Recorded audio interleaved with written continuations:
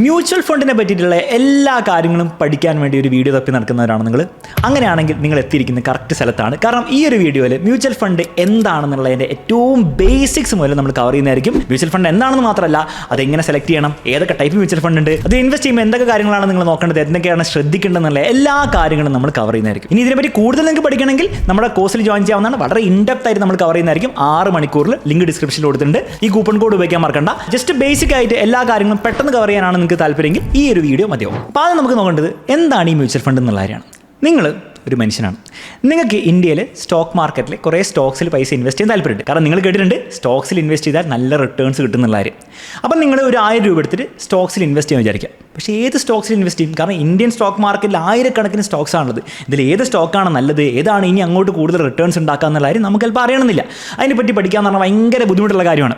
എന്നാൽ പഠിക്കാൻ നിങ്ങൾക്ക് താല്പര്യമുണ്ട്, ഈ വീഡിയോ നിങ്ങൾ കണ്ടു കഴിഞ്ഞാൽ ഒരു ബേസിക് ആയിട്ടുള്ള ഐഡിയ നിങ്ങൾക്ക് കിട്ടുന്നതായിരിക്കും. അപ്പോൾ അങ്ങനെ ഡയറക്റ്റ് സ്റ്റോക്കിൽ ഇൻവെസ്റ്റ് ചെയ്യാൻ പ്ലാൻ ഉണ്ടെങ്കിൽ തീർച്ചയായും ഈ ഒരു വീഡിയോ നിങ്ങൾ കണ്ടിരിക്കുക. പക്ഷേ അത് ഭയങ്കര ബുദ്ധിമുട്ടുള്ള കാര്യമാണ്. അപ്പോൾ ഈ ബുദ്ധിമുട്ടുള്ള കാര്യം ചെയ്യാൻ എക്സ്പേർട്സ് ഉണ്ടെങ്കിലോ? യെസ്, ആ എക്സ്പേർട്സ് എവിടെ ഉണ്ടാവും? മ്യൂച്വൽ ഫണ്ടിൽ ഉണ്ടാവുന്നതായിരിക്കും. കാരണം നിങ്ങൾ 1000 രൂപ കൊണ്ട് ഒരു മ്യൂച്വൽ ഫണ്ടിൽ ഇൻവെസ്റ്റ് ചെയ്യുമ്പോൾ ആ മ്യൂച്വൽ ഫണ്ടിന് ഒരു ഫണ്ട് മാനേജർ ഉണ്ടാവും.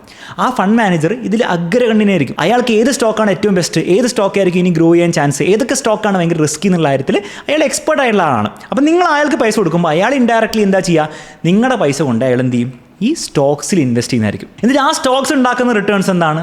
ഒബ്വിയസ്ലി നിങ്ങൾക്കും റിട്ടേൺസ് ആയിട്ട് കിട്ടുന്നതായിരിക്കും. നിങ്ങളുടെ പൈസ നിങ്ങൾക്ക് ഗ്രോ ചെയ്യിപ്പിക്കാൻ പറ്റും. ഇനി ഇവിടെ ശ്രദ്ധിക്കേണ്ട കാര്യം, ഈ പണി ഇയാൾ ചെയ്യുന്നതിന് നമ്മളൊരു ഫീസ് കൊടുക്കണ്ടേ? ആ ഫീസിനെയാണ് നമ്മൾ മ്യൂച്വൽ ഫണ്ടിൽ എക്സ്പെൻസ് റേഷ്യോ എന്ന് വിളിക്കുക. പൊതുവെ എക്സ്പെൻസ് റേഷ്യോ നമ്മൾ നോക്കുകയാണെങ്കിൽ ഒരു 0.5 to 1% ഒക്കെ ആയിരിക്കും മിക്ക മ്യൂച്വൽ ഫണ്ട്സിലും ഉണ്ടാവുക. അതായത് നിങ്ങൾ ഇൻവെസ്റ്റ് ചെയ്യുന്ന പൈസേൻ്റെ 0.5% അല്ലെങ്കിൽ 1% ഒക്കെ എന്ത് ചെയ്യും? അയാൾ കൊണ്ടുപോകും. ബാക്കിയുള്ള പൈസ ആയിരിക്കും നിങ്ങൾക്ക് റിട്ടേൺസ് ആയിട്ട് കിട്ടുക. ഇനി അടുത്തുള്ള ചോദ്യം, എന്തിനാണ് ഈ മ്യൂച്വൽ ഫണ്ടിൽ ഇൻവെസ്റ്റ് ചെയ്യുന്നത്? കാരണം നമുക്ക് ബാങ്കിൽ FD ആയിട്ട് ഇട്ടാൽ പോരെ, അതാകുമ്പോൾ സേഫാണ്. മ്യൂച്വൽ ഫണ്ടിൽ ഇൻവെസ്റ്റ് ചെയ്ത് കഴിഞ്ഞാൽ എല്ലാ വർഷവും കൃത്യമായിട്ട് ഇത്ര റിട്ടേൺസ് കിട്ടുമെന്ന് പറയാൻ പറ്റില്ലല്ലോ. ശരിയാണ്.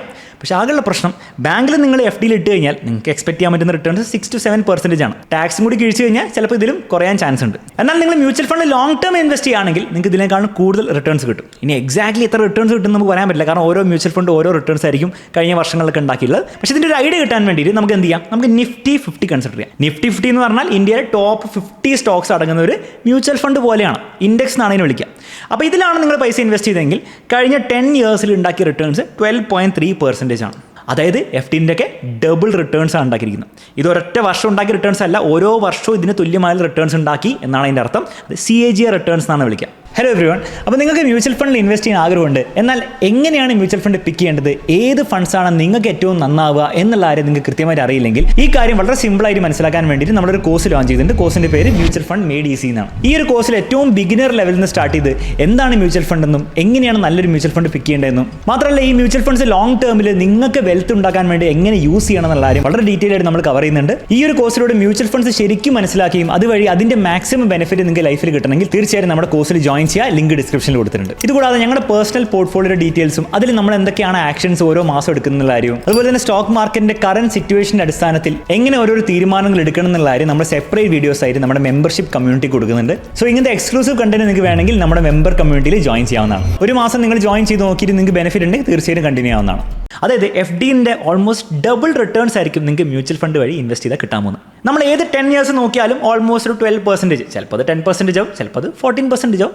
ഓൾമോസ്റ്റ് ആവറേജ് നോക്കിയാൽ 12% റിട്ടേൺസ് ഒക്കെയാണ് തന്നിരിക്കുന്നത്. അപ്പോൾ ഇത് കാണുമ്പോൾ നിങ്ങൾക്ക് ചിലപ്പോൾ തോന്നും, അങ്ങനെയാണ് നമ്മൾ എന്തിനാണ് FDയിൽ പൈസ ഇടുന്നത്? എല്ലാ പൈസയും ഇന്ത്യക്കാർ മുഴുവൻ എന്നിട്ടാൽ മതി, ഈ മ്യൂച്വൽ ഫണ്ട് ഇട്ടാൽ പോരെ, കാരണം ക്ലിയർലി അതല്ലേ വിന്നർ. പക്ഷേ ഇവിടെ ചെറിയ പ്രശ്നം എന്താണെന്ന് വെച്ച് കഴിഞ്ഞാൽ എല്ലാ വർഷവും 12.5% കിട്ടുമോ? ഇല്ല എന്ന് മാത്രമല്ല, ഒരിക്കൽ പോലും ഈ 12% എന്ന റിട്ടേൺസ് നിങ്ങൾ എന്ത് ചെയ്യില്ല, ഒരു വർഷവും കാണില്ല. അപ്പോൾ ഈ Nifty 50 എങ്ങനെയാണ് ഓരോ വർഷം റിട്ടേൺസ് ഉണ്ടാക്കിയെന്നുള്ള കാര്യം ഇവിടെ കാണിക്കുന്നുണ്ട്. അപ്പോൾ ഓരോ ഇയർലി റിട്ടേൺസ് ആണ് നിങ്ങളിവിടെ കാണുന്നത്. ഫോർ എക്സാമ്പിൾ 1999 ഉണ്ടാക്കിയ റിട്ടേൺസ്, ആ ഒരു വർഷം ഉണ്ടാക്കിയ റിട്ടേൺസ് 24% ആണ്. പക്ഷേ അടുത്ത വർഷം -13% ആണ്. നെഗറ്റീവ് റിട്ടേൺസ് ആണ്. വീണ്ടും നെഗറ്റീവ്, പിന്നെ ഒരു ചെറിയൊരു പോസിറ്റീവ്. അതിൻ്റെ അടുത്ത വർഷം തന്ന റിട്ടേണോ 76% ആണ്. പിന്നീട് 13, 38, 40. അപ്പോൾ ഇവിടെയൊന്നും നിങ്ങൾ എന്ത് ചെയ്തില്ല, ഈ 12% എന്ന് പറഞ്ഞ നമ്പർ അതിൻ്റെ അടുത്തുള്ള നമ്പർ പോലും കാണുന്നില്ല. അപ്പോൾ ഈ സ്റ്റോക്ക് മാർക്കറ്റിൻ്റെയും മ്യൂച്വൽ ഫണ്ടിൻ്റെ റിട്ടേൺസിൻ്റെ നേച്ചർ എന്താണ്? ഭയങ്കര അപ്പ് ആൻഡ് ഡൗൺ ആണ്. ചില ഇയേഴ്സ് ഭയങ്കര നെഗറ്റീവ് തരും, ചില ഇയേഴ്സ് ഭയങ്കര പോസിറ്റീവ് വരും. മൊത്തത്തിൽ നോക്കുകയാണെങ്കിൽ 10 വർഷം എന്നുള്ള ടൈമൊക്കെ എടുക്കുകയാണെങ്കിൽ, അത്രയും ലോങ് ടൈം ഫ്രെയിം എടുക്കുകയാണെങ്കിൽ മാത്രം നിങ്ങൾക്ക് എന്ത് ചെയ്തിട്ടുണ്ടാവും, ഈ ഒരു റേഞ്ചിൽ റിട്ടേൺസ് തന്നിട്ടുണ്ടാവും. അപ്പം ഇതാണ് ഇതിൻ്റെ നല്ല കാര്യവും മോശം കാര്യവും. അതായത് ഈ വോളറ്റിലിറ്റി ഭയങ്കരമായിട്ടുള്ളത് കൊണ്ട് തന്നെയാണ് ഈ നല്ല റിട്ടേൺസ് അവസാനം തരാൻ പറ്റുന്നത്. പക്ഷേ അതേസമയം ഭയങ്കര വോളറ്റിലിറ്റി ഉള്ളതുകൊണ്ട് തന്നെ നിങ്ങൾക്ക് എന്ത് ചെയ്യാൻ പറ്റില്ല, ഒരു വർഷത്തേക്ക് പൈസ അങ്ങോട്ട് മ്യൂച്വൽ ഫണ്ടിൽ ഇട്ടിട്ട് മറന്നേക്കാമെന്ന് വിചാരിച്ചിട്ട് നോക്കുമ്പോഴത്തേക്കും ചിലപ്പോൾ എന്തായിരിക്കും നെഗറ്റീവ് റിട്ടേൺസിലായിരിക്കും കിടപ്പുള്ളത്. പക്ഷേ അതേസമയം നിങ്ങൾ 5 വർഷം 7 വർഷം 10 വർഷം ടൈം ഫ്രെയിമിലാണ് ഇൻവെസ്റ്റ് ചെയ്തിട്ടുണ്ടെങ്കിൽ നിങ്ങൾക്ക് സാമാന്യം നല്ല റിട്ടേൺസ് എക്സ്പെക്ട് ചെയ്യാവുന്നതാണ്. അപ്പോൾ ഇതിൽ നിന്ന് നമുക്ക് എന്ത് മനസ്സിലാക്കാം, നിങ്ങൾ മ്യൂച്വൽ ഫണ്ടിൽ ഇൻവെസ്റ്റ് ചെയ്യുകയാണെങ്കിൽ നിങ്ങൾ ലോങ് ടേമിലേക്ക് മാത്രമേ ഇൻവെസ്റ്റ് ചെയ്യാൻ പാടുള്ളൂ. ലോങ് ടേം എന്ന് പറഞ്ഞാൽ മിനിമം 5 വർഷമാണ്, പക്ഷേ ഐഡിയലി ഒരു 7+ ഇയേഴ്സ് ആണ്. അങ്ങനെ 7+ ഇയേഴ്സിന് ആവശ്യമില്ലാത്ത പൈസയാണ് നിങ്ങൾ മ്യൂച്വൽ ഫണ്ടിൽ ഇൻവെസ്റ്റ് ചെയ്യുന്നതെങ്കിൽ നിങ്ങൾക്ക് വലിയ ബുദ്ധിമുട്ടുണ്ടാവില്ല. പക്ഷേ നിങ്ങൾക്ക് 3 വർഷത്തിൽ 2 വർഷത്തിൽ ആവശ്യമുള്ള പൈസ നിങ്ങൾ മ്യൂച്വൽ ഫണ്ടിൽ ഇൻവെസ്റ്റ് ചെയ്ത് കഴിഞ്ഞാൽ ചിലപ്പോൾ ആ പൈസ ഫുള്ളായിട്ട് നഷ്ടപ്പെട്ടില്ലെങ്കിലും ആ പൈസ കുറയാൻ വരെ ചാൻസ് ഉണ്ട്. അപ്പോൾ ആ ഒരു മൈൻഡ് സെറ്റ് വേണം നിങ്ങൾ മ്യൂച്വൽ ഫണ്ടിൽ ഇൻവെസ്റ്റ് ചെയ്യാൻ വേണ്ടിയിട്ട്. ഇനി മ്യൂച്വൽ ഫണ്ട് എന്ന് ഞാൻ പറയുമ്പോൾ നിങ്ങൾ വിചാരിക്കും ഒരു ടൈപ്പ് മ്യൂച്വൽ ഫണ്ടേ ഉള്ളൂ എന്ന്. ആക്ച്വലി അല്ല. മ്യൂച്വൽ ഫണ്ടിൽ നമുക്ക് ബ്രോഡ്ലി 3 ക്ലാസിഫൈ ചെയ്യാം. ഫസ്റ്റ് ഇക്വിറ്റി ഫണ്ട്സ് ആണ്. ഇക്വിറ്റി ഫണ്ട്സ് എന്ന് പറഞ്ഞാൽ സ്റ്റോക്സിൽ ഇൻവെസ്റ്റ് ചെയ്യുന്ന മ്യൂച്വൽ ഫണ്ട്സ് ആണ്. അപ്പോൾ ഞാൻ ആദ്യം പറഞ്ഞ എക്സാമ്പിളിൽ ആ ഫണ്ട് മാനേജർ സ്റ്റോക്കിൽ ഇൻവെസ്റ്റ് ചെയ്യുന്നു, അങ്ങനത്തെ മ്യൂച്വൽ ഫണ്ട്സിന് നമ്മൾ ശരിക്കും ഇക്വിറ്റി ഫണ്ട്സ് എന്നാണ് വിളിക്കുക. എന്നാൽ ഇതല്ലാത്ത വേറെ ടൈപ്പ് ഫണ്ട് ഉണ്ട്. ഫോർ എക്സാമ്പിൾ ഡെറ്റ് ഫണ്ട് ബോണ്ടിലാണ് ഇൻവെസ്റ്റ് ചെയ്യുക. അപ്പോൾ ഈ ബോണ്ട് എന്താണെന്നുള്ള കാര്യം വളരെ ഡീറ്റെയിലിൽ നമ്മൾ പോകാൻ പോകുന്നില്ല. പക്ഷേ ബേസിക്കലി മനസ്സിലാക്കുക, ഈ ഡെറ്റ് ഫണ്ട്സ് എന്നൊക്കെ നിങ്ങൾക്ക് കിട്ടാൻ പോകുന്ന റിട്ടേൺസ് FD പോലത്തെ റിട്ടേൺസ് ആണ്. ഒരു 6 to 7% റിട്ടേൺസ് കിട്ടുള്ളൂ. ഇനി മൂന്നാമത്തെ ടൈപ്പ് ഫണ്ടാണ് ഹൈബ്രിഡ് ഫണ്ട്സ്.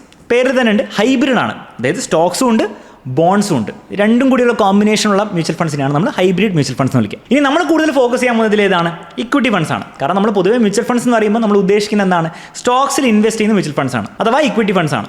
അങ്ങനത്തെ ഇക്വിറ്റി ഫണ്ട്സ് ആണ് നേരത്തെ കണ്ട പോലെ തന്നെ ഈ 12% റിട്ടേൺസ് ഒക്കെ ലോങ് ടേമിൽ തരാം. ഇനി നമുക്ക് നെക്സ്റ്റ് നോക്കേണ്ടത് ഈ ഇക്വിറ്റി ഫണ്ട്സിലും കുറച്ച് കാറ്റഗറി ഉണ്ട്. ഈ കാറ്റഗറി കൃത്യമായി നിങ്ങൾ മനസ്സിലാക്കണം. ഇതിൽ 3 മെയിൻ കാറ്റഗറി നമുക്ക് നോക്കാം.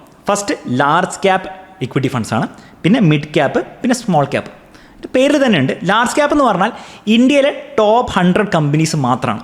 അതായത് ഇന്ത്യൻ സ്റ്റോക്ക് മാർക്കറ്റിലെ ഏറ്റവും വലിയ 100 കമ്പനീസ്, HDFC ബാങ്ക്, റിലയൻസ്, അങ്ങനത്തെ കമ്പനീസൊക്കെയാണ്. അപ്പോൾ ഈ ടോപ്പ് 100 കമ്പനീസിലാണ് നമ്മുടെ മ്യൂച്വൽ ഫണ്ട് മേജർലി ഇൻവെസ്റ്റ് ചെയ്യുന്നതെങ്കിൽ ആ ഒരു മ്യൂച്വൽ ഫണ്ട് നമ്മൾ കാറ്റഗറൈസ് എങ്ങനെയാണ്, ലാർജ് ക്യാപ്പ് മ്യൂച്വൽ ഫണ്ട് എന്ന് പറഞ്ഞിട്ടാണ്. എന്നാൽ അടുത്ത 150 കമ്പനി, അതായത് 101 മുതൽ 250 വരെയുള്ള കമ്പനീസ്, അതിലാണ് ഇൻവെസ്റ്റ് ചെയ്യുന്നതെങ്കിൽ അങ്ങനത്തെ മ്യൂച്വൽ ഫണ്ട് നമ്മൾ മിഡ് ക്യാപ്പ് മ്യൂച്വൽ ഫണ്ടുകൾ എന്ന് വിളിക്കും. അതിൻ്റെ താഴേക്കുള്ള സ്റ്റോക്സ് ഉണ്ടാവില്ല, വലിപ്പം കുറഞ്ഞ സ്റ്റോക്സ്, ചെറിയ സ്റ്റോക്സ്, അതിലാണ് നിങ്ങളുടെ മ്യൂച്വൽ ഫണ്ട് ഇൻവെസ്റ്റ് ചെയ്യുന്നതെങ്കിൽ ആ മ്യൂച്വൽ ഫണ്ട് നമ്മൾ സ്മോൾ ക്യാപ്പ് മ്യൂച്വൽ ഫണ്ട് എന്ന് വിളിക്കും. അപ്പോൾ ഇവർ തമ്മിലുള്ള സൈസിലെ വ്യത്യാസം നിങ്ങൾക്ക് മനസ്സിലായി.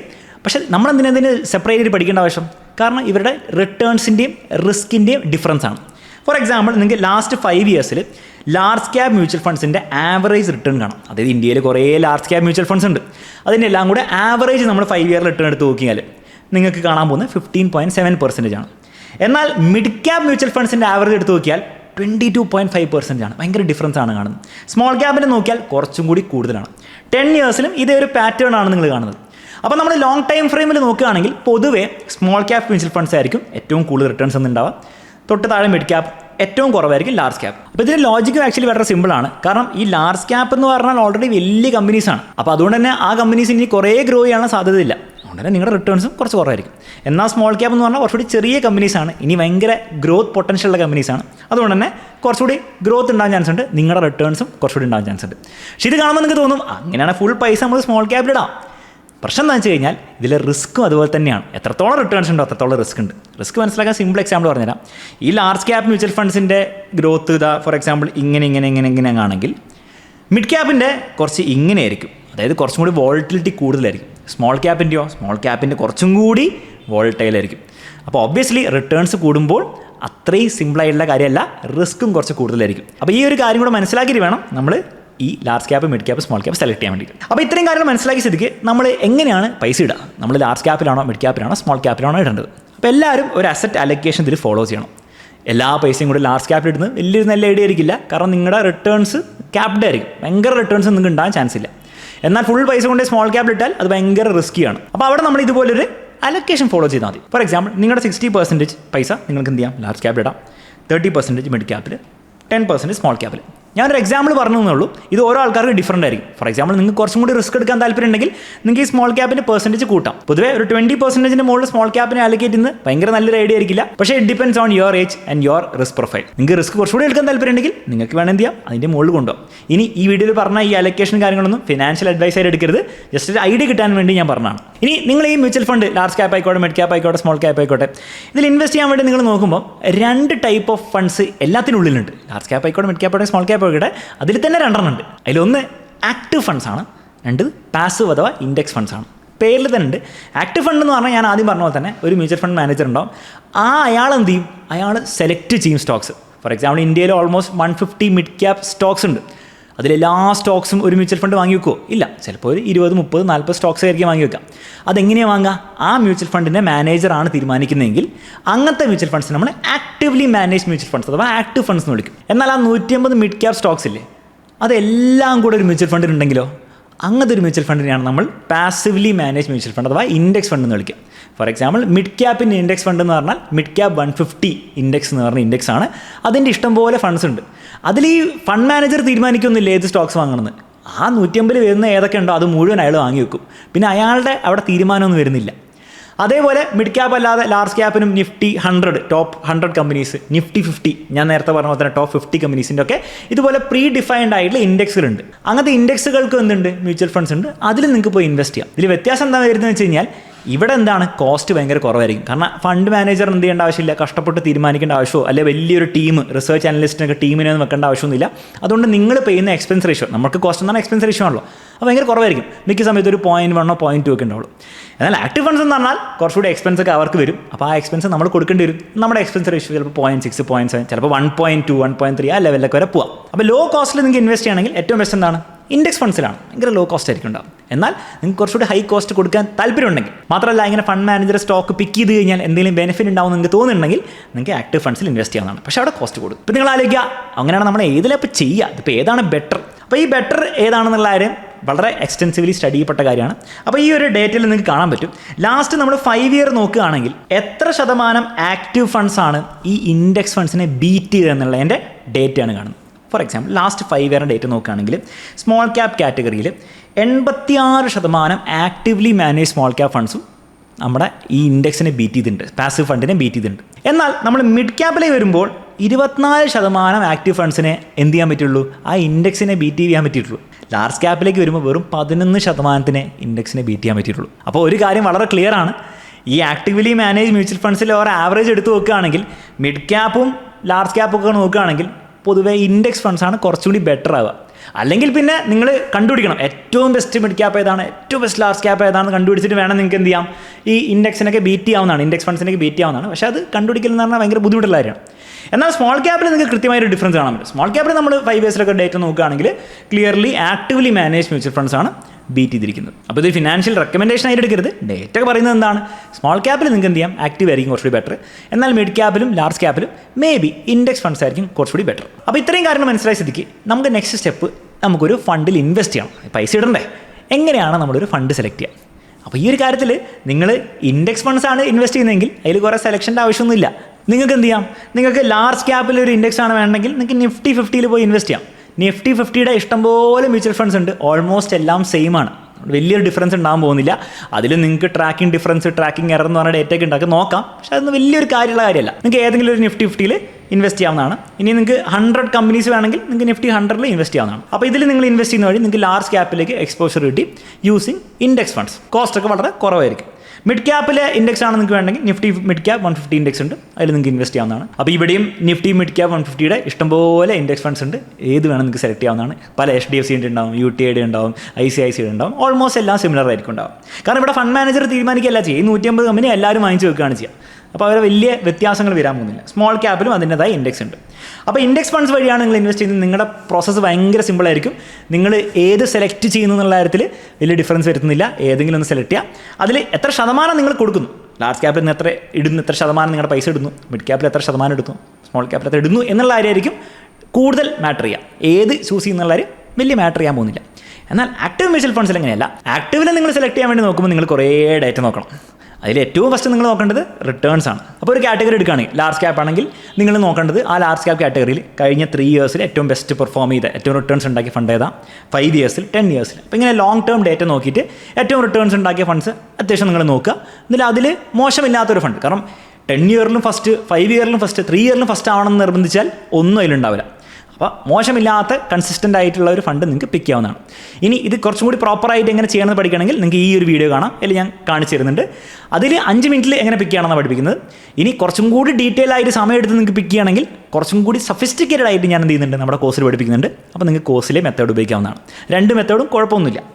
ഇനി റിട്ടേൺസ് മാത്രം അടിപൊളിയായതുകൊണ്ട് കാര്യമില്ല, ആ റിട്ടേൺസ് ഉണ്ടാക്കിയ ഫണ്ട് മാനേജർ ഇപ്പോഴും അവിടെ ഉണ്ടോ എന്ന് നോക്കണം. ഫോർ എക്സാമ്പിൾ നിങ്ങൾ 5 വർഷത്തെ റിട്ടേൺസിൻ്റെ അടിസ്ഥാനത്തിൽ നിങ്ങൾ ആ ഫണ്ട് അടിപൊളിയാണെന്ന് പറഞ്ഞു. പക്ഷേ ആ ഒരു ഫണ്ട് ഇപ്പോൾ മാനേജ് ചെയ്യുന്ന ഫണ്ട് മാനേജർ കഴിഞ്ഞ 1 വർഷമായിട്ട് ആ ഫണ്ട് മാനേജ് ചെയ്യുന്നുള്ളൂ എങ്കിൽ ആ 5 വർഷത്തെ റിട്ടേൺ ഇയാളല്ലല്ലോ ഉണ്ടാക്കിയത്. അപ്പോൾ പിന്നെ നിങ്ങൾ 5 വർഷത്തിൻ്റെ റിട്ടേൺസിൻ്റെ അടിസ്ഥാനത്തിൽ ഈ ഫണ്ട് സെലക്ട് ചെയ്യാൻ പറ്റില്ലല്ലോ.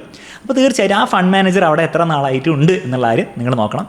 ആ ഒരു ഫണ്ട് മാനേജർ ആണോ ഈ 5 വർഷത്തെ 10 വർഷത്തെ റിട്ടേൺസ്, 10 വർഷത്തെ ചിലപ്പോൾ ഉണ്ടാവില്ല, അറ്റ്ലീസ്റ്റ് ഒരു 3 to 5 years ഇങ്ങനെ അവിടെ ഉണ്ടോ എന്നുള്ള കാര്യം നിങ്ങൾ നോക്കണം. അല്ലെങ്കിൽ അതിൽ വലിയൊരു പോയിന്റ് ഇല്ല എന്നുള്ള കാര്യം മനസ്സിലാക്കേണ്ടത്. നെക്സ്റ്റ് കാര്യമാണ് റിട്ടേൺസിൻ്റെ അടിസ്ഥാനത്തിൽ മാത്രം നമുക്ക് തീരുമാനം എടുക്കാൻ പറ്റില്ല, നമുക്ക് റിസ്ക് നോക്കണം. ഭയങ്കര റിട്ടേൺസ് ഉണ്ടാക്കുന്നുണ്ടാവും, പക്ഷേ ഭയങ്കര റിസ്ക് എടുത്തിട്ടാണ് റിട്ടേൺസ് ഉണ്ടാക്കുന്നതെങ്കിൽ നാളെ മാർക്കറ്റിൽ ഒരു കറക്ഷനോ ഒരു ക്രാഷ് വന്നു കഴിഞ്ഞാൽ നിങ്ങളുടെ ആ മ്യൂച്വൽ ഫണ്ട് ഏറ്റവും താഴേക്ക് പോകുന്നതായിരിക്കും.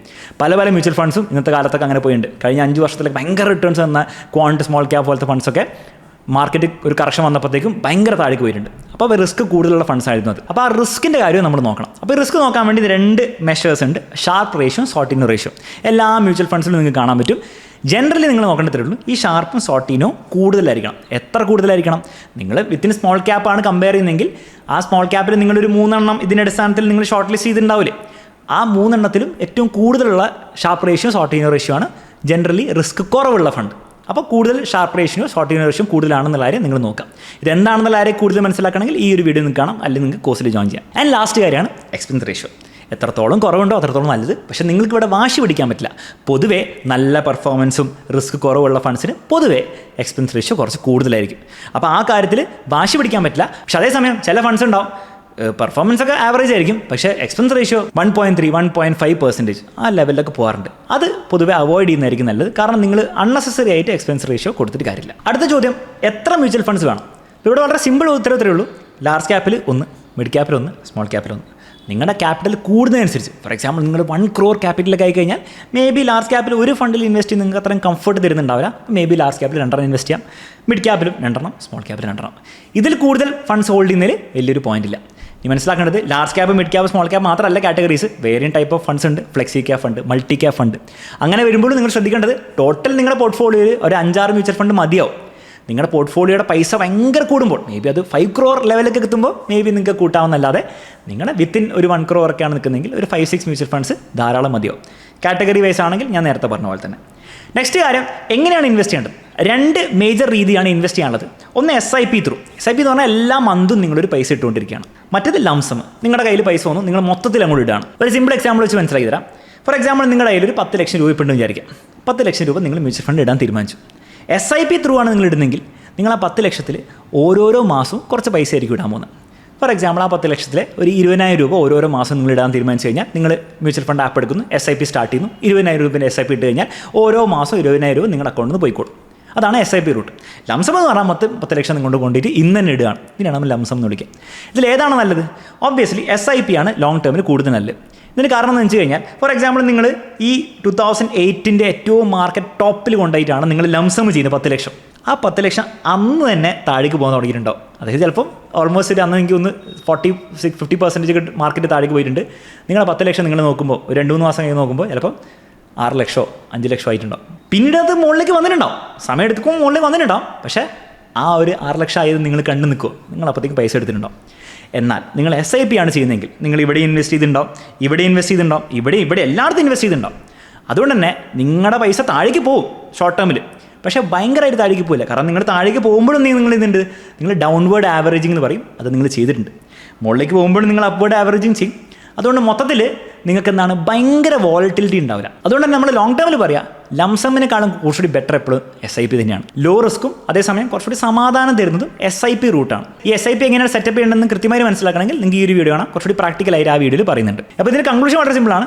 നിങ്ങൾ SIP ചെയ്യുന്നതായിരിക്കും നിങ്ങൾക്ക് ലോങ് ടേമിൽ എപ്പോഴും നല്ലത്. പ്രത്യേകിച്ച് നിങ്ങൾക്ക് സാലറി കിട്ടിക്കൊണ്ടിരിക്കുന്ന ആളാണെങ്കിൽ, നിങ്ങൾക്ക് 50,000 രൂപ സാലറി കിട്ടുകയാണെങ്കിൽ എല്ലാ മാസവും ഒരു 20,000 രൂപ SIPയിൽ പോവുകയാണെങ്കിൽ സംഭവം ഭയങ്കര ക്ലീൻ ആയിട്ട് പോയിക്കൊണ്ടിരിക്കും. നിങ്ങൾക്ക് പെട്ടെന്ന് ഒരു പൈസ ഒരു ബോണസ് ആയിട്ടോ അല്ലെങ്കിൽ എവിടുന്നോ ഒരു പൈസ കിട്ടുകയാണെങ്കിൽ അപ്പോൾ ആ ഒരു പൈസ SIP റൂട്ടിൽ തന്നെ ചെയ്യുന്നതായിരിക്കും കുറച്ചുകൂടി നല്ലത്. ഇനി നിങ്ങളൊരു മാർക്കറ്റിൽ വലിയൊരു അഗ്രഗണ്യനാണെങ്കിൽ നിങ്ങൾക്ക് എന്ത് ചെയ്യാം, ലംസമൊക്കെ മാർക്കറ്റ് ഭയങ്കര ഡൗണിലാണെന്ന് മനസ്സിലാക്കിയിട്ടൊക്കെ നിങ്ങൾക്ക് ലംസം ചെയ്യാം. പക്ഷെ അതൊക്കെ കുറച്ച് റിസ്ക് കൂടിയുള്ള ഐഡിയാസ് ആയിരിക്കും. ഇനി നിങ്ങൾ മ്യൂച്വൽ ഫണ്ട് ഇൻവെസ്റ്റ് ചെയ്യാൻ തീരുമാനിച്ചു കഴിഞ്ഞാൽ നിങ്ങൾ മ്യൂച്വൽ ഫണ്ട് വാങ്ങാൻ പോകുമ്പോൾ നിങ്ങൾക്ക് 2 ടൈപ്പ് പ്ലാൻ കാണാൻ പറ്റും, ഡയറക്റ്റ് പ്ലാനും റെഗുലർ പ്ലാനും. ഈ റെഗുലർ പ്ലാൻ എന്ന് പറഞ്ഞാൽ നിങ്ങളൊരു അഡ്വൈസർ വഴിയോ ഒരു ബ്രോക്കർ വഴിയൊക്കെയാണ് ഇൻവെസ്റ്റ് ചെയ്യുന്നതെങ്കിൽ നിങ്ങൾ ഈ റെഗുലർ പ്ലാൻ ചൂസ് ചെയ്യണം. പക്ഷേ പ്രശ്നം എന്താണെന്ന് വെച്ച് കഴിഞ്ഞാൽ അവിടെ എക്സ്പെൻസ് റേഷ്യോ കൂടുതലായിരിക്കും, അതുകൊണ്ട് തന്നെ ലോങ് ടേമിൽ റിട്ടേൺസും കുറവായിരിക്കും. ഫോർ എക്സാമ്പിൾ ഒരു ഡയറക്റ്റ് പ്ലാൻ എന്ന് പറഞ്ഞാൽ നിങ്ങൾ ഡയറക്റ്റായിട്ട് ഇൻവെസ്റ്റ് ചെയ്യണം, അവിടെ ബ്രോക്കറിൻ്റെയും വേറെ ഇൻ്റർമീഡിയറി ഒന്നുമില്ല. അങ്ങനെ ഇൻവെസ്റ്റ് ചെയ്യണം, ഫോർ എക്സാമ്പിൾ 25% റിട്ടേൺസ് ആണെന്ന് കിട്ടുന്നെങ്കിൽ ഇവിടെ കുറച്ച് കുറവായിരിക്കും, ചിലപ്പോൾ അത് 24.2% ആയിരിക്കും. അപ്പം നിങ്ങൾക്കൊരു ബ്രോക്കറോ അല്ലെങ്കിൽ ഒരു അഡ്വൈസറോ ഒക്കെ ഉണ്ടെങ്കിൽ നിങ്ങൾക്ക് റെഗുലർ പ്ലാൻ വഴി ഇൻവെസ്റ്റ് ചെയ്യാം. അപ്പോൾ അവർ നിങ്ങളെ ഹെൽപ്പ് ചെയ്യും, ഏത് മ്യൂച്വൽ ഫണ്ട് സെലക്ട് ചെയ്യണം, ഏത് മ്യൂച്വൽ ഫണ്ട് എപ്പോൾ വിഡ്രോ ചെയ്യണം എന്നുള്ള കാര്യങ്ങളൊക്കെ പറഞ്ഞുതരും. അങ്ങനെ വേണമെങ്കിൽ സർവീസ് ആവശ്യമുണ്ടെങ്കിൽ നിങ്ങൾക്ക് ഇത് ചൂസ് ചെയ്യാവുന്നതാണ്. അല്ലെങ്കിൽ നിങ്ങൾക്ക് സ്വന്തമായിട്ട് പഠിച്ച് ചെയ്യാനാണ് താല്പര്യമെങ്കിൽ, സ്വന്തമായിട്ട് പഠിക്കാനൊക്കെ ഉള്ള കാര്യങ്ങളേ ഉള്ളൂ ഇത്, പക്ഷേ പഠിക്കാനുള്ള എഫേർട്ട് നിങ്ങൾ എടുക്കണം. അപ്പോൾ അതിന് നിങ്ങൾ റെഡി ആണെങ്കിൽ നിങ്ങൾക്ക് ഡയറക്റ്റ് പ്ലാൻ തന്നെ മതി. കാരണം ഡയറക്റ്റ് പ്ലാനിൽ ഓവർ ലോങ് ടേം നിങ്ങൾ ഭയങ്കര പൈസ നിങ്ങൾ സേവ് ചെയ്യുന്നതായിരിക്കും. അപ്പോൾ ഈ ഒരു കാര്യം നിങ്ങൾ ശ്രദ്ധിക്കുക. ഇനി നിങ്ങൾ മ്യൂച്വൽ ഫണ്ടിൽ ഇൻവെസ്റ്റ് ചെയ്യാൻ തുടങ്ങുമ്പോൾ നിങ്ങൾ ഈ യൂട്യൂബിലെ വീഡിയോസിനും പിന്നെ നിങ്ങളുടെ ഫ്രണ്ട്സിൻ്റെ അടുത്തു നിന്നൊക്കെ കേൾക്കാൻ പോകുന്ന കുറച്ച് ടൈപ്പ് ഫണ്ട്സ് ഉണ്ട്. അപ്പോൾ കേൾക്കുമ്പോൾ ഭയങ്കര രസമായിട്ട് തോന്നും, പക്ഷേ ഒരിക്കലും നിങ്ങളതിൽ ചെയ്യാൻ പാടില്ല. നിങ്ങളൊരു 3-5 ഇയേഴ്സ് മാർക്കറ്റിൽ നിൽക്കുന്നവരെ നിങ്ങളത് ചെയ്യരുത്. അത് കഴിഞ്ഞിട്ട് നിങ്ങൾക്ക് വേണം നിങ്ങളുടെ ഡിസിഷൻ എടുക്കാവുന്നതാണ്. അതിൽ ഫസ്റ്റ് ടൈപ്പ് ഫണ്ടാണ് സെക്ടർ ഫണ്ട്സ്, പ്രത്യേക സെക്ടറിൽ ഇൻവെസ്റ്റ് ചെയ്യുന്ന ഫണ്ട്സ്. അപ്പോൾ ഈ സെക്ടറിൽ ഇൻവെസ്റ്റ് ചെയ്യുമ്പോൾ ഭയങ്കര ഒരു രസമാണ്. കാരണം നിങ്ങൾ ന്യൂസ് തുറന്നു കഴിഞ്ഞാൽ കാണും ഈ ഡിഫൻസ് സെക്ടർ ഭയങ്കര റിട്ടേൺസ് തരുന്നുണ്ട്, മറ്റേത് തരുന്നുണ്ട്, IT സെക്ടർ അടുത്ത 5 വർഷത്തിൽ ഭയങ്കര റിട്ടേൺസ് തരും. അപ്പോൾ നമുക്ക് തോന്നും എന്നാൽ പിന്നെ അതിൽ ഇൻവെസ്റ്റ് ചെയ്താൽ പോരെ, കാരണം അതിന് മ്യൂച്വൽ ഫണ്ട്സ് വേറെ കുറേ ഉണ്ട്. പക്ഷേ നിങ്ങൾ മനസ്സിലാക്കേണ്ടത് മിക്ക സമയത്തും ആ ഒരു സെക്ടർ, ഫോർ എക്സാമ്പിൾ ഇപ്പോൾ നമ്മൾ പറയുകയാണ് കഴിഞ്ഞ 5 വർഷത്തിൽ ഡിഫൻസ് സെക്ടർ ഭയങ്കര റിട്ടേൺസ് വന്നിരിക്കുന്നത്. പക്ഷേ ഡിഫൻസ് സെക്ടർ ഏറ്റവും പോപ്പുലർ ആയത് ഈ കഴിഞ്ഞ ഒരു വർഷത്തിലാണ്. അതായത് ഓൾറെഡി നല്ല റിട്ടേൺസ് തന്നു കഴിയുമ്പോഴാണ് ഭയങ്കര പോപ്പുലർ ആവും. എന്താ സംഭവിക്കുകയെന്ന് വെച്ച് കഴിഞ്ഞാൽ എല്ലാ സെക്ടറിനും ഒരു സൈക്കിളുണ്ട്. ആ സൈക്കിളിൻ്റെ പീക്കിൽ നിങ്ങൾ ഇൻവെസ്റ്റ് ചെയ്ത് കഴിഞ്ഞിട്ട് ഒരു കാര്യമില്ല. കാരണം ഇനി സൈക്കിളിൻ്റെ പീക്കിൽ എത്തിക്കഴിഞ്ഞാൽ ഇനി താഴേക്കായിരിക്കും പോവുക. ഇനി അടുത്ത സൈക്കിൾ വരുമ്പോൾ ഒബ്വിയസ്ലി നിങ്ങൾക്ക് ഇൻവെസ്റ്റ് ചെയ്യാം, പക്ഷേ അടുത്ത സൈക്കിൾ വരുമ്പോഴത്തേക്കും അതിന് ആരും മൈൻഡ് ചെയ്യില്ല. അപ്പോൾ അതുകൊണ്ട് തന്നെ ഏറ്റവും ഫേമസ് ആയിട്ടുള്ള സെക്ടർ ഏതാണോ അത് അവോയ്ഡ് ചെയ്യുക. ഇൻഫാക്ട് ഏറ്റവും ബെസ്റ്റ് എന്താണ്, ഇതുപോലെ സെക്ടർ ഫണ്ട്സും തിമാറ്റിക് ഫണ്ട്സൊക്കെ അവോയ്ഡ് ചെയ്യാനാണ് ആസ് എ ബിഗിനർ നിങ്ങൾക്ക് നല്ലത്. നിങ്ങൾ മനസ്സിലാക്കേണ്ടത് നിങ്ങൾ ഏത് മ്യൂച്വൽ ഫണ്ട് പിക്ക് ചെയ്യുന്നു എന്നുള്ള വലിയ കാര്യമൊന്നുമില്ല, നിങ്ങളുടെ ബിഹേവിയറാണ് കൂടുതൽ മാറ്റർ ചെയ്യുക. മനസ്സിലാക്കേണ്ട ഒരു സിമ്പിൾ എക്സാമ്പിൾ പറഞ്ഞുതരാം. അമേരിക്കയിലെ വലിയൊരു famous investor mutual fund manager ഉണ്ടായിരുന്നു, പീറ്റർ ലിഞ്ച്. അപ്പോൾ ഇദ്ദേഹത്തിൻ്റെ ബുക്സൊക്കെ ഭയങ്കര ഫേമസ് ആണ്. സ്റ്റോക്ക് മാർക്കറ്റിലേക്ക് ഇൻവെസ്റ്റ് ചെയ്യാൻ നിങ്ങൾക്ക് താല്പര്യം ഉണ്ടെങ്കിൽ തീർച്ചയായിട്ടും ഈ ബുക്കൊക്കെ നിങ്ങൾക്ക് വായിക്കാവുന്നതാണ്. 2 ബുക്കുണ്ട് ഇദ്ദേഹത്തിൻ്റെ ഒരു ഫണ്ട് ഉണ്ടായിരുന്നു, മെജല്ലൻ ഫണ്ട് എന്ന് പറഞ്ഞ ഫണ്ട്. ആ മെജല്ലൻ ഫണ്ട് ഈ ഒരു 13 വർഷത്തിൽ ഉണ്ടാക്കിയ റിട്ടേൺസ് 29% CAGR ആണ്. വേറെ ലെവൽ റിട്ടേൺസ് ആണ്. നിങ്ങളുടെ പൈസ ആ സമയത്ത് നിങ്ങൾ ഇൻവെസ്റ്റ് ചെയ്തിരുന്നെങ്കിൽ 27 ടൈംസ് ഒക്കെ ആയിട്ടുണ്ടാവും. പക്ഷേ ഒരു ചെറിയ പ്രശ്നം ഉണ്ടായിരുന്നു. ഈ ഫണ്ട് ഉണ്ടാക്കിയ റിട്ടേൺസ് ഇതാണെങ്കിലും ഈ ഫണ്ടിൽ ഇൻവെസ്റ്റ് ചെയ്ത ആവറേജ് ഇൻവെസ്റ്റേഴ്സിൻ്റെ റിട്ടേൺ എത്രയായിരുന്നു? വെറും 13.4% ആണ്. പകുതിയിലും കുറവായിരുന്നു. ഇതിന് കാരണം എന്താണ്? ഇവിടെ എന്തോ സ്കാം നടന്നിട്ടുണ്ടോ? ഒരിക്കലുമില്ല. സ്കാമിൻ്റെ പ്രശ്നമൊന്നുമല്ല. മിക്ക സമയത്ത് എന്താ സംഭവിച്ചതെന്ന് വെച്ച് കഴിഞ്ഞാൽ ഏത് മ്യൂച്വൽ ഫണ്ട് ആണെങ്കിലും അതിൽ സൈക്കിൾ ഉണ്ടാവും. US-ലാണെങ്കിലും ഇന്ത്യയിലാണെങ്കിലും അതിന് സൈക്കിൾസ് ഉണ്ടാവും.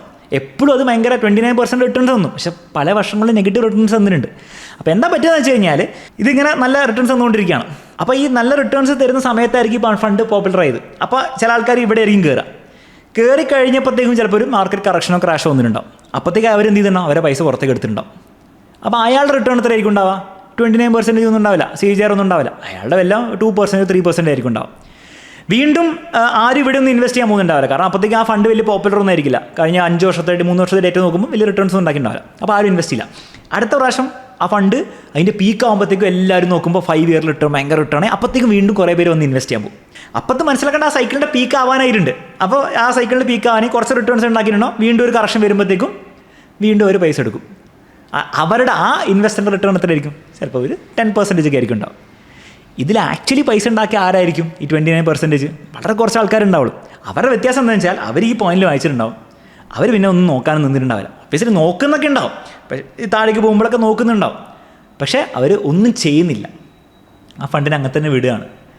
അത് റിട്ടേൺസ് ഇവൻച്വലി ഈ പറഞ്ഞ 29% ഒക്കെ ഉണ്ടാക്കുന്നുണ്ട്.